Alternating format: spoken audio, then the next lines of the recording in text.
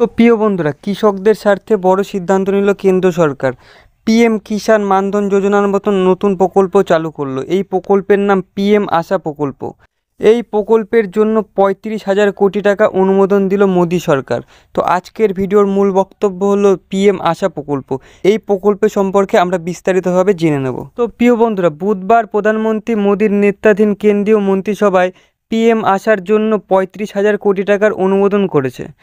এই প্রসঙ্গে প্রধানমন্ত্রী মোদী জানান যে আমাদের কৃষক ভাই বোনেদের সাশ্রয়ী মূল্যের ক্রমাগত সার সরবরাহ নিশ্চিত করার জন্য 2024 সালে রবি মরশুমের জন্য ভর্তুকির হার অনুমোদিত করা হয়েছে।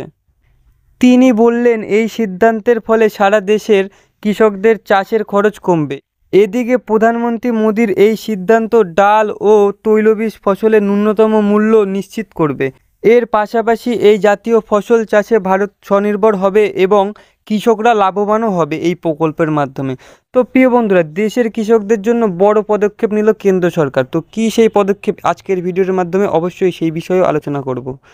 উল্লেখ্য যে পিএম আশা একটি সমৃদ্ধ স্কিম।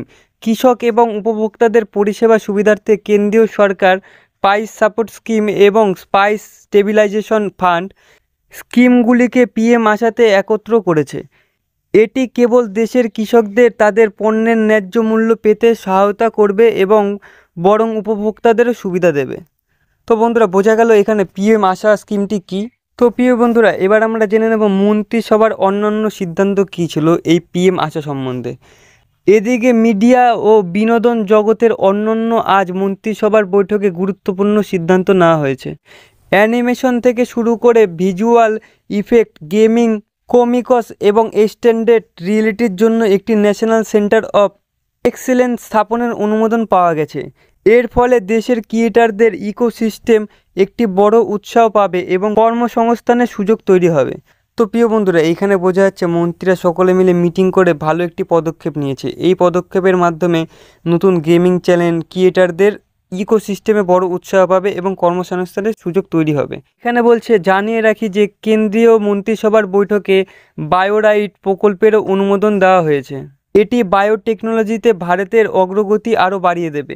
পাশাপাশি এই পরিকল্পনা টেকসই উন্নয়ন, ফান্ডিং এবং সক্ষমতা বৃদ্ধির উপর জোর দেবে। তো প্রিয় বন্ধুরা, এখানে বোঝা যাচ্ছে এই পিএম আশা প্রকল্পের মাধ্যমে বায়োটেকনোলজি ভারতের অগ্রগতি আরও বাড়িয়ে দেবে এবং এর পাশাপাশি আরও উন্নতি হবে।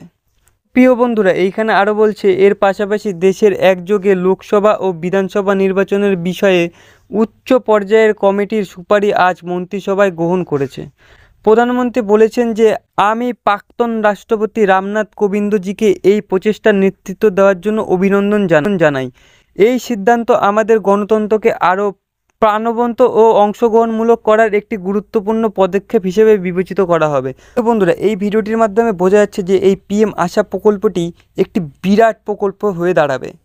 এইখানে গেমিং থেকে শুরু করে অনলাইন স্কিল থেকে শুরু করে নানা রকম ডিজিটাল ইন্ডিয়ার মতন একটি পদক্ষেপ নেবে।